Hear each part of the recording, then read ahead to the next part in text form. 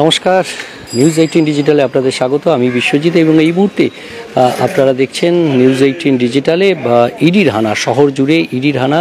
কোথায় কোথায় ইডির হানা দিয়েছে এবং কেন ইডির এই হানা বিস্তারিত আপনাদের জানাবো। এবং তার আগে একটু ছবি দেখাচ্ছি এই ইডির গাড়ি এবং শাহাপুর কলোনিতে এই ইডির আধিকারিকদের এই গাড়ি রয়েছে পরপর।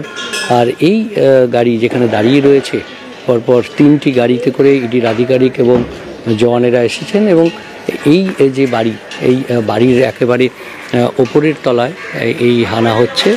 অর্থাৎ এখানেই চিটফান্ডের যে অভিযোগ, সেই আর্থিক প্রতারণা, সেই আর্থিক প্রতারণার অভিযোগের ভিত্তিতে এই বাড়ির যে উপরের তলায় রয়েছেন এই সংস্থা, অর্থাৎ আর্থিক প্রতারণা যাদের বিরুদ্ধে হয়েছে সেই চিটফান্ডের যে প্রতারণা, তার যে সিএমডি তার বাড়ি এবং সেখানেই এই কর্তাদের বাড়িতে তল্লাশি চালাচ্ছে।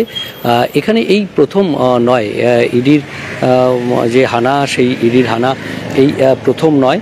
এর আগেও এই সংস্থার বিরুদ্ধে দিল্লিতে রেজিস্টার্ড এই সংস্থা 1997 সাল থেকে এই সংস্থা থাকলেও আর্থিক প্রতারণার অভিযোগ ওঠে এবং তারপর সিবিআই এর কর্তাদের গ্রেপ্তার করে 2007 সালে এবং তারপর এই মামলা সিবিআই এর হাত থেকে ইডির হাতে যায় এবং তারপর থেকে যে তল্লাশি চলছে এবং এই যে আর্থিক প্রতারণার যে অভিযোগ, সেই অভিযোগে মামলা চলছে এবং তারই তথ্যানুসন্ধানে আজ নিউ আলিপুরের শাহাপুর কলোনি, সেখানেই এই বহুতলে, সেখানে যে সংস্থা চিটফান্ড সংস্থা, তার যে সিএমডি, তার বাড়িতে এই মুহূর্তে, তার ফ্ল্যাটে এই মুহূর্তে তল্লাশি চলছে। শুধুমাত্র এখানে নয়, শহরের আরও বেশ কিছু জায়গাতে একই সঙ্গে এই ইডির তল্লাশি চলছে। বেহালায় এবং জোকা সহ কলকাতা শহরের বেশ কিছু জায়গাতে এই চিটফান্ডের যে আর্থিক প্রতারণা, তার যে